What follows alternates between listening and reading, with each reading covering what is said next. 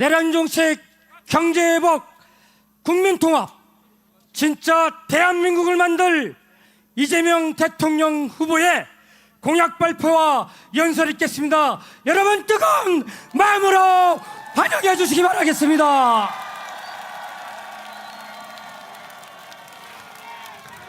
춘천 시민 여러분, 인사드립니다. 더불어민주당 대통령 후보 이재명입니다. 지금은 진짜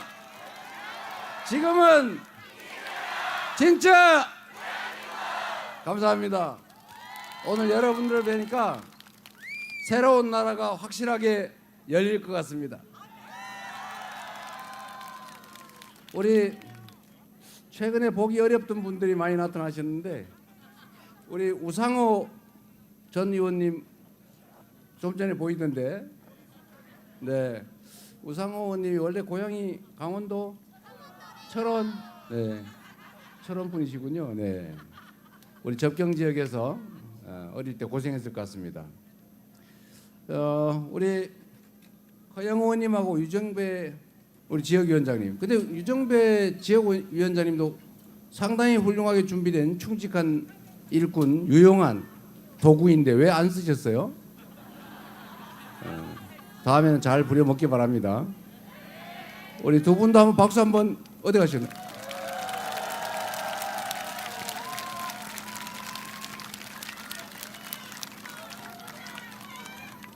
유정배 그 춘천하고 철원하고 양구 그다음에 화천까지.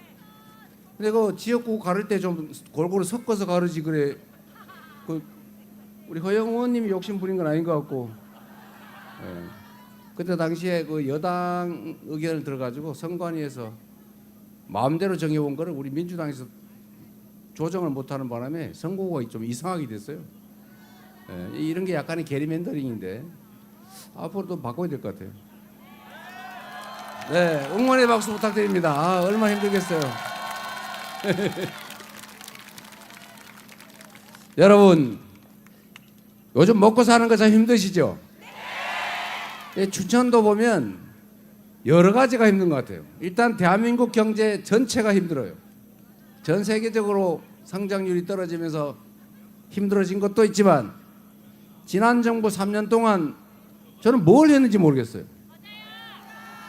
경제가 어려우면 정부가 역할을 해야 될 거 아닙니까?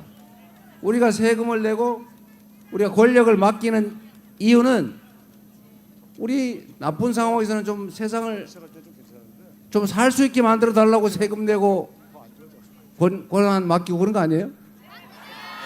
근데 이상하게 지난 3년 동안 제가 옆에서 보니까 뭐 말해도 소용도 없고 나 자꾸 죽이려고 그러고, 그래가지고 우리 할 일만 하고 있었는데 자유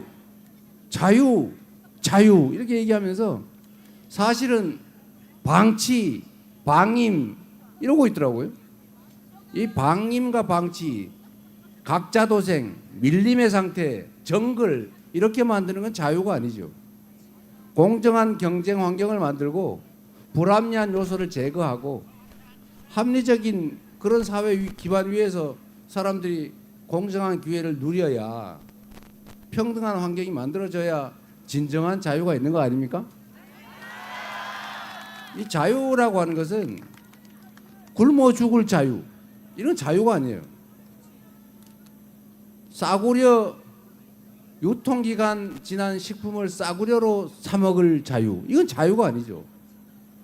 고리대금업자한테 연 3,000% 이자를 뜯길 자유, 그런 건 자유가 아니죠. 뜯기지 않게 해줘야죠. 누구나 최소한의 금융을 이용할 그런 기회를 줘야 진정한 자유 아닙니까? 유통기간이 지나서 병 걸릴 가능성이 있는 그 위험을 감수하게 하는 게 그건 자유가 아니죠. 그거는 고통을 어쩔 수 없이 감내하게 만드는 방치죠. 싼 음식 유통기간 지난 거를 더 싸게 사 먹을 수밖에 없는 상황을 만들지 않는 거, 이게 정부의 역할 아닙니까? 고리대금업자한테 고리를 뜯기지 않고도 금융을 이용할 수 있게 만들어 주는 것, 이게 정부의 역할이죠. 경기가 너무 과열되면 눌러주는 것처럼 경기가 나쁘면 세금으로 아니면 맡긴 권한으로 부양을 해줘야죠. 그래서 이 진폭을 줄여줘야 되는 거죠. 이게 정부의 역할인데, 이 지난 3년간 정부가 한 일을 보면 그냥 자유 노래는 부르는데 실제로는 방치해서 진짜 자유를 대부분의 국민들에게서 뺏어버렸죠. 정부 역할을 포기해버렸다. 그러면서도 권력은 남용해서 정적 제거하고 누구 죽이려고 그러고 야당 말살하려고 그러고, 심지어 마지막 단계에 가가지고는 아이고 야당 귀찮다, 국가 권력을 아예 내가 다 가져버려야 되겠다, 뭐 선거는 무슨 선거냐, 아예 그냥 군인 통치를 영원히 해가지고 내 죽을 때까지, 그 다음에는 우리 아내한테 물려주고, 그 다음엔 자식한테 물려주고, 아예 그냥 나라를 내 걸로 만들어야 되겠다, 이런 생각으로 비상계엄을 선포해서 군대 동원해서 국민들에게 총구를 들이댔지 않습니까? 이런 상태를 방치하면 안 되겠죠. 다행히 지난 12월 3일 밤에 우리 국민들이 열심히 목숨 걸고 장갑차 맞고 소총 부여잡고 말렸고, 그리고 치열하게 광장에서 싸워서 결국 탄핵 의결하고, 당시 여당이 극렬하게 반대했지만 결국 파면하고 또 석방되고 말았지만 여하튼 구속해서 기소하고 재판받고 있지 않습니까? 그러나 이게 끝입니까, 여러분? 끝이 아니죠. 아직도 내란 주범들, 주요 임무 종사자들은 어디에 숨어 있는지, 그 전모가 어떻게 되는지 알지를 못하고 있어요. 진상을 정확하게 규명하고 상응하는 책임을 확실하게 묻고 제도 개혁을 통해서 다시는 이런 엉터리 민주주의를 훼손하고 국민의 인권을 침해하는 독재적 발상은 아예 실행할 수 없는 제도 보완하고, 그리고 엄정하게 처벌해서 다시는 저런 짓 했다가는 인생 망하는구나 이런 생각 들게 만들어서 꿈도 꾸지 못하게 만드는 게 진정한 내란 극복 아니겠습니까?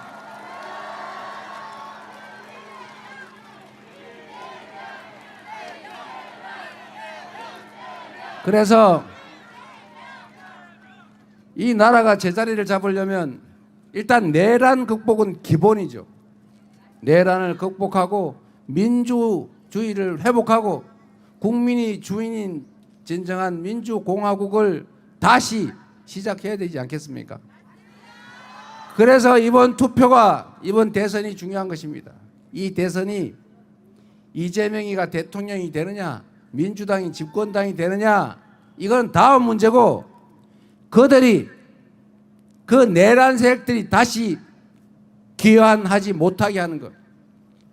김문수라는 윤석열 아바타를 통해서 내란 속에 윤석열이 다시 귀환하지 못하게 하는 것. 윤석열 내란 수계의 상황 정치의 가능성을 봉쇄하는 것. 그들에게 압도적 심판을 가하는 것. 이게 바로 대선의 의미 아니겠습니까?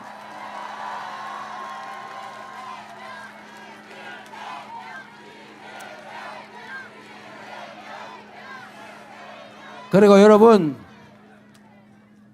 국가가 존재하는 이유는 국민의 생명과 안전을 지키고 국민들이 서로 믿고 합리적으로 예측되는 사회 속에서 규칙을 지켰다고 손해보지 않고 규칙을 어겨서 이익 볼 수 없는 그런 질서 있는 세상을 만드는 것.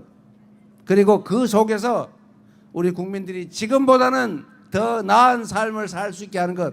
즉 민생을 개선하는 것. 그리고 그 민생의 가장 핵심이라고 할 수 있는 경제를 살리는 것. 이게 바로 정부가 해야 될 제일 중요한 3대 책임 아니겠습니까? 그런데 이 정부, 전 정부는, 국민의힘 정권은 이 세 가지를 다 실패했거나 아니면 책임을 전혀 지지 않고 버렸어요. 첫째, 안보가 뭡니까? 안보. 우리 사회 공동체를 든든하게 지켜내는 건데, 싸워서 이기는 거는 하책 중에 하책이에요.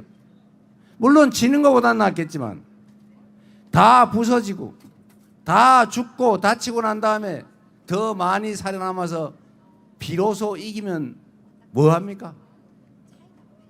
싸워서 이기는 것보다 중요한 것은 싸우지 않고 이기는 것 아닙니까?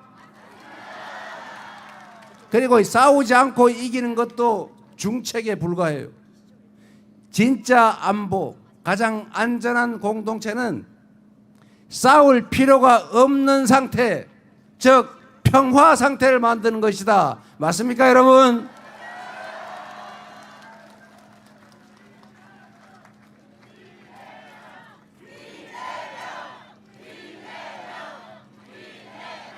아무리 비싸고 더러운 평화라도 이긴 전쟁보다는 낫다.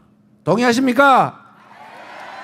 그런데 이 국민의힘은 지금도 마찬가지인데 평화를 지킬 생각을 하는 게 아니라 평화를 훼손해가지고 안보를 훼손해서 자신들의 정치적 이익을 챙겨요. 북풍 사건 기억나십니까? 총풍 사건 기억나십니까? 심지어 작년 12월에 비상계엄을 선포하려고 명분을 만들어야 되니까 강대강 대치 전략을 계속 구사하고 북한을 자꾸 자극해서 군사 충돌을 유발하는, 즉 남쪽에 대한, 우리 대한민국에 대한 군사적 공격을 유인하는 외환 유치해제, 이런 행동을 하는 정권 아닙니까? 보수는 안보를 잘한다고요? 천만에 만만의 콩떡이죠. 안보는 평화를 통해서, 한미 동맹 강화를 통해서, 강력한 국방력을 통해서 북한 대북 억지력을 유지하되 끊임없는 대화와 소통 노력을 통해서 협력하고 공존하고 그리고 평화적으로 공동 번영하는 상태를 만들려고 노력해온, 절대로 안보를 정략에 이용하지 않은 민주당, 그리고 민주당 정권, 그리고 이재명 아닙니까, 여러분?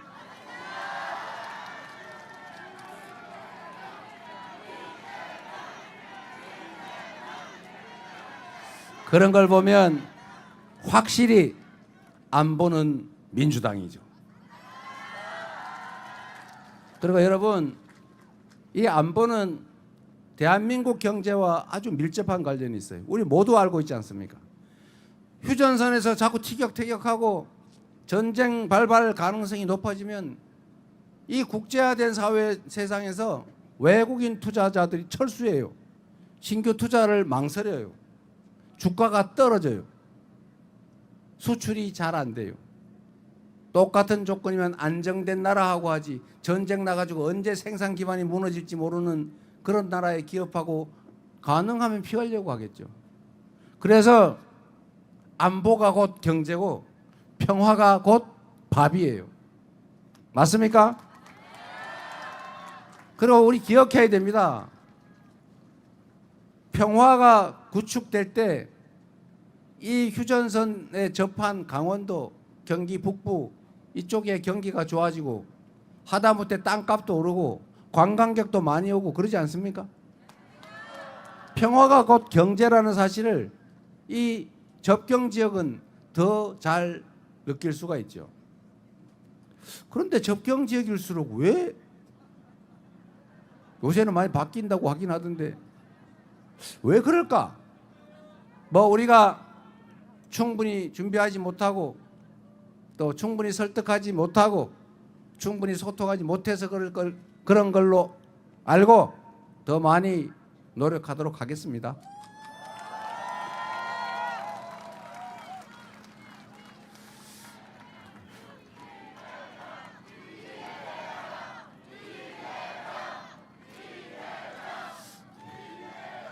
그래서 이 춘천이나 철원, 화천, 양구, 인제, 고성 뭐 저쪽 북쪽 다 이게 한반도의 분단 그리고 이 대한민국의 안보 때문에 정말로 특별한 희생을 치러왔잖아요. 제가 아까 얘기하다 말았는데 춘천이나 이 접경 지역은 대한민국 경제를 이 전 정권이 국민의힘이 관심 없이 내버려 두는 바람에 경제가 전체적으로 나빠지니 1차적으로 피해를 입고 두 번째로 피해를 입는 게 지방이라고 피해를 입었지 않습니까? 대한민국은 자원이 부족하고 기회가 부족하다 보니까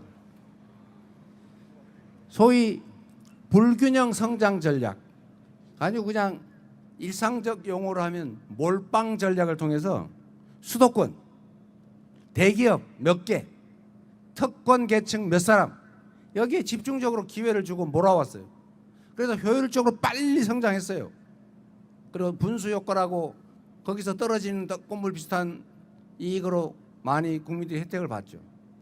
이게 대한민국 성장에 상당히 큰 효과를 봤는데 이제는 그게 한계에 도달했어요.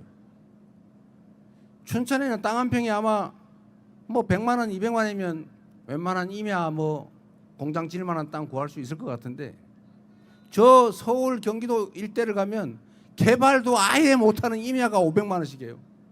아파트 한 평에 막 3억 가까이 해요. 그런 지역에서 국제적 경쟁력을 가질 수 있겠습니까? 막 미어 터지고 있어요. 거기는 무슨 GTX 노선 하나 만드는데 7조 원에서 막 12조 원씩 들어요. 이 춘천 강원도는 500억 1000억이 없어가지고 손가락 빨고 있는데 이 불균형 성장 전략 때문에 이 강원도나 저기 뭐 충청도, 저 경상도, 전라도 이런 데는 소외됐지요. 또 이 춘천 같은 데는 접경 지역이라서 대한민국 안보를 위해서 개발 제한, 기업 입주 제한, 상수원 보호구역 제한 뭐 이런 것 때문에 사실은 또 한 번 규제를 당해서 이 삼중의 피해를 입고 있는 겁니다. 그래서 대한민국은 저는 그렇게 생각해요. 제가 수도권의 시장 그리고 경기도지사를 하면서도 수도권 규제 완화 이런 거를 여당 정치인들이 막 외칠 때 제가 언제나 반대했어요. 수도권 규제 완화해가 수도권으로 막 몰려가 나라 뭐 망칠 일이 있냐?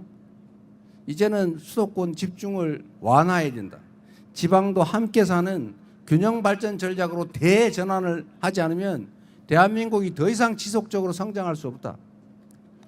똑같은 재정 지출을 하더라도 서울에서 거리가 먼 데는 인센티브를 더 줘야 된다. 아동수당을 주더라도 거리에 따라서 인센티브로 더 줘야 된다.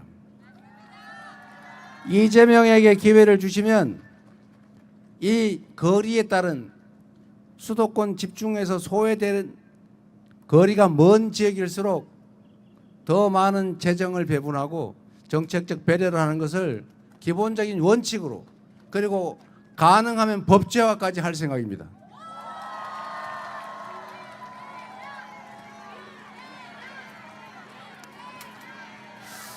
이게 여러분 듣기 좋으라고 여러분께만 드리는 말씀이 아니고 제가 드리는 말씀은 지금 유튜브 방송을 통해서 전국으로 서울, 경기도에도 다 가고 있어요.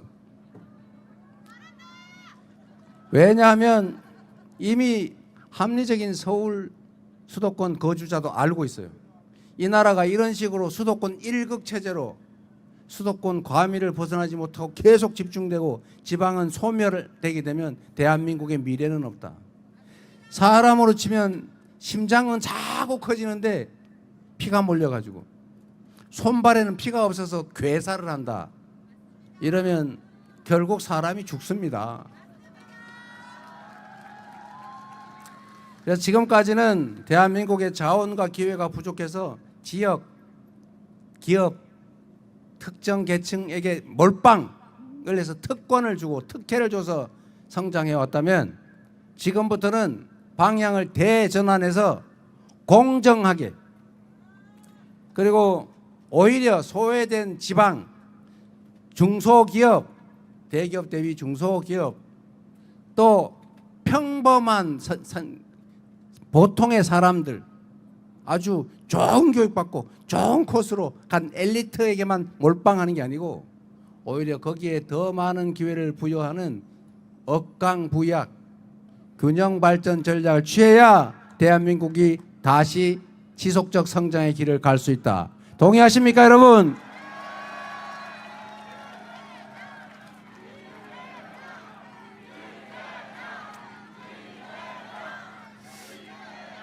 그래서 여러분,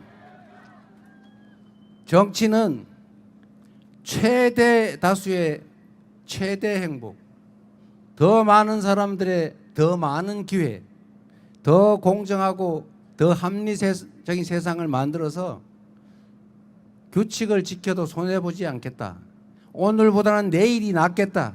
우리 자식은 나보다는 더 나은 삶을 살겠다라고 믿어지는 희망이 있는 세상, 우하향 세상이 아니고 우상향하는 세상이라고 믿어지게 해야, 그렇게 해야 세상이 살만하게 되고, 그걸 만드는 게 바로 정치고, 그거를 잘할 정치 집단이 바로 민주당이고, 그거를 잘 해낼 대통령 후보가 바로 누구라고요?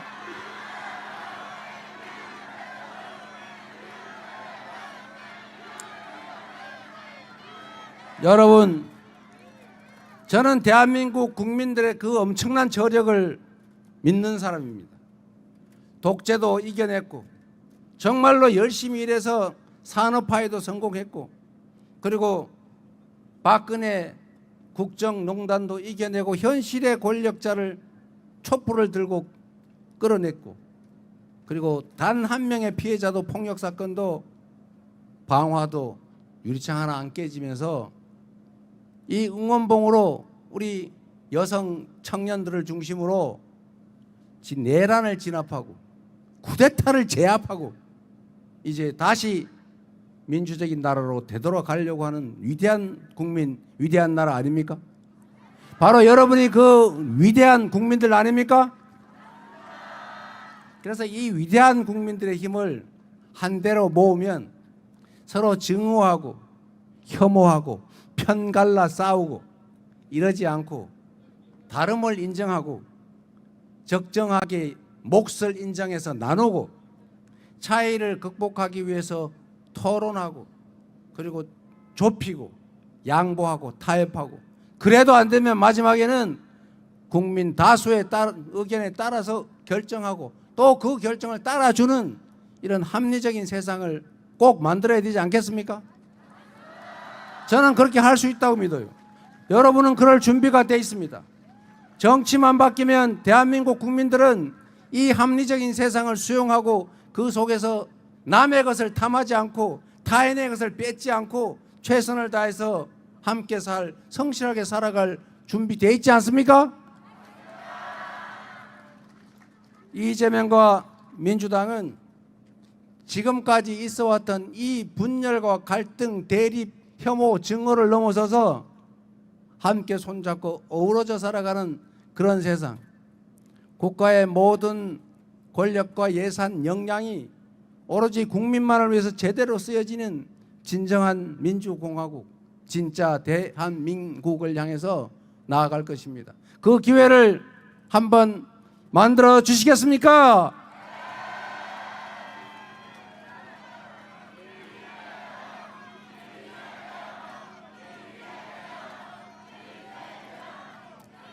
공정한 나라가 돼야 되는데 제가 가진 아주 당연한 원칙이 하나 있습니다.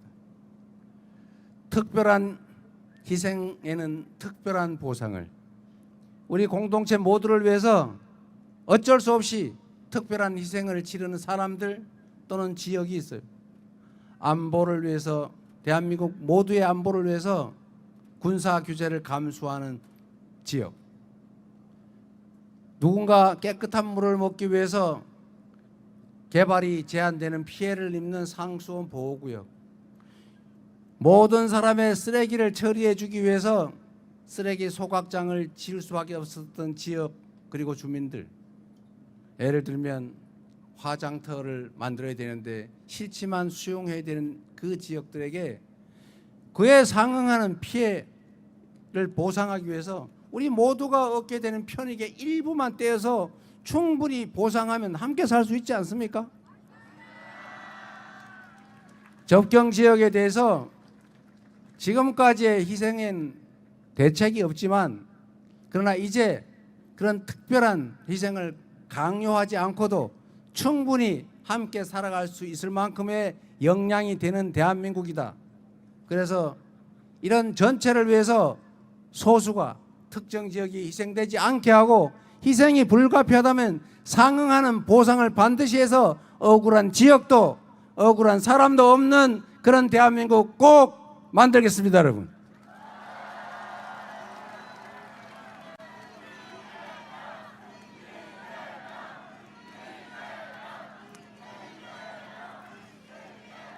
강원도를 위한 특별한 조치는 저희가 인터넷에 정책으로 다 발표해 놨으니까 그 얘기 잘 봐주시기 바랍니다. 어쨌든 강원도의 특성을 고려한 관광 인프라 확충이나 교통망 확충을 통해서 문화 관광 벨트로 만드는 것, 그리고 천혜의 자원을 활용한 동해안 지역의 수소 산업 발전이나 또는 해상 풍력, 에너지 산업, 재생에너지 산업, 이런 강점을 가진 산업들이 특별한 지원 속에 새롭게 입주할 수 있도록 국가 정책을 제대로 정하겠습니다. 그리고 여러분, 희망을 가지면 좋겠습니다. 똑같은 조선에서 백성을 수백만을 죽음으로 몰아넣은 선조 같은 무능하고 무책임한 왕도 있지만, 그 똑같은 조선에서 누구나 인정하는 동아시아 최대 부흥을 이뤄낸 정조 같은 애민 군주도 있지 않습니까? 지난 3년에 역사의 가정은 없지만 만약 이랬더라면 한번 생각해 보면 한 번의 선택이 얼마나 중요한지, 한 사람의 리더가 나라를 흥하게도 나라를 망하게도 할 수 있다는 사실을 우리는 체감하지 않았습니까? 그러면 최소한 국민에게 충성하는 충직한 일꾼, 그리고 살림을 잘할 유능한 일꾼, 그리고 그 유능함이 이재명처럼 성남시, 경기도 민주당을 통해서 검증된 사람을 쓰면 이 나라도 지금보다는 훨씬 나아지지 않겠습니까?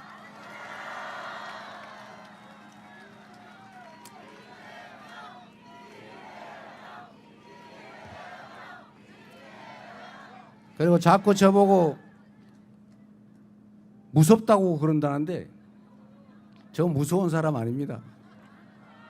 제가 조금 전에 어디 방송을 하면서 저보고 자꾸 무서워한다 그러길래 왜 무섭다고 그러는지 한번 물어봐라. 그랬더니 이유는 정확하게 모르겠는데 독재를 할 것 같다. 아니, 구체적으로 어떻게 했다는 거냐? 구체적인 건 아닌데 그런 생각이 든다. 제가 그래서 설명을 해드렸습니다. 여러분도 설명을 해주세요. 저는 여러분 많은 분들이 아시겠지만 초등학교밖에 졸업 못했고 돈이 없어서 중학교도 못 가고 어머니 손잡고 아침에 공장으로 출근했습니다. 그리고 그 엄혹한 환경에서 장애인이 되기도 했고, 그리고 쓴맛 다 봤지요. 그러나 최선을 다해서 일단 탈출했고, 그래서 대학 가고 사법시험 합격하고 다시 또 내가 태어났던 그 웅덩이로 되돌아갔습니다. 그리고 그 속에서 끊임없이 기득권자의 길이 아니라 기득권에 피해 입는 힘없는 서민 우리 다수 대중 속에서 함께 살았고 또 그들의 소중한 주권 행사를 지원했고 그러다가 방법이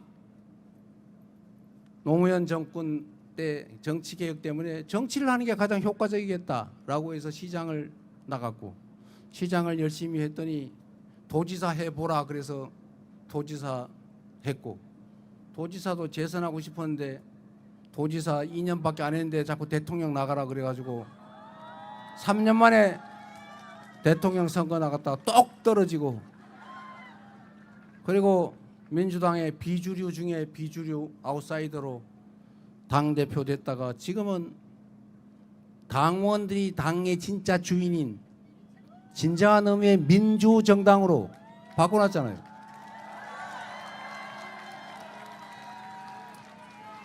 우리 국민들께서 저 이재명에게 기대하는 바는 저는 그런 거라고 생각해요.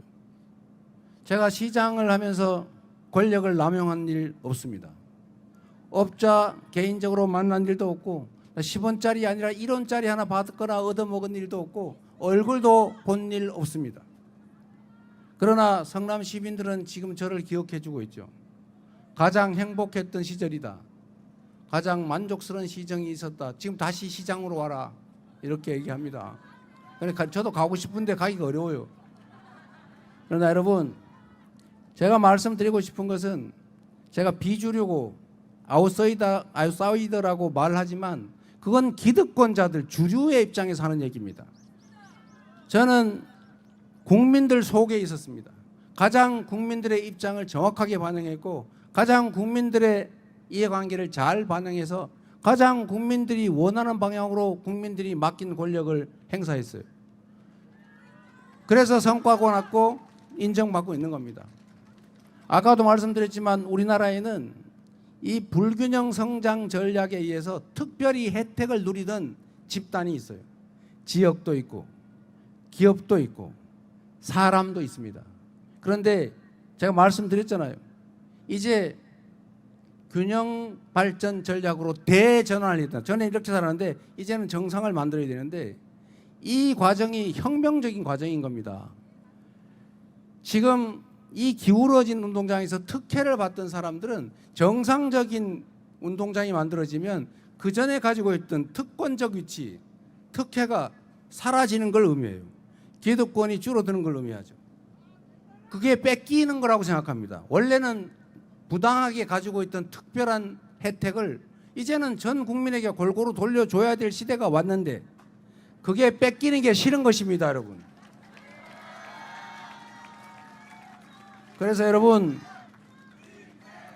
그래서 여러분 누가 이재명 무섭다 그러거든. 당신 뭐 나쁜 짓 한 거 있어? 당신 뭐 뺏길 특권이 있어? 우리는 뺏길 것도 없고 공정하게 기회를 나눌 그런 입장이 있기 때문에 무섭지 않은데 당연히 공정한 세상이 되면 압도적 대다수의 사람은 더 행복하고 덜 억울하고 그리고 전체적으로는 합리적이어서 지속적으로 성장 발전하는 그런 선진적 국가가 되지 않겠어? 라고 말할 수 있지 않겠습니까, 여러분? 이재명을 무서워하는 사람들, 이재명이 독재할 거라고 생각하는 사람들, 제가 독재한 일이 있는지 물어보세요. 공천할 때 무슨 비명행사 이런 거짓말 많이 했는데 당원들이 다 경선에서 떨어졌지 제가 누구 꽂고 자르고 했습니까? 다 당원들이 한 일이잖아요. 가장 민주적인 방법으로 많이 바꿨죠. 많이 바꾼 게 죄입니까? 국가도 마찬가지로 앞으로는 국민의 뜻에 따라 국민의 의지가 가장 존중되는 그런 나라 만들어야죠. 그게 민주국가 아닙니까? 그게 민주공화정 아닙니까? 그게 진짜 대한민국 맞습니까?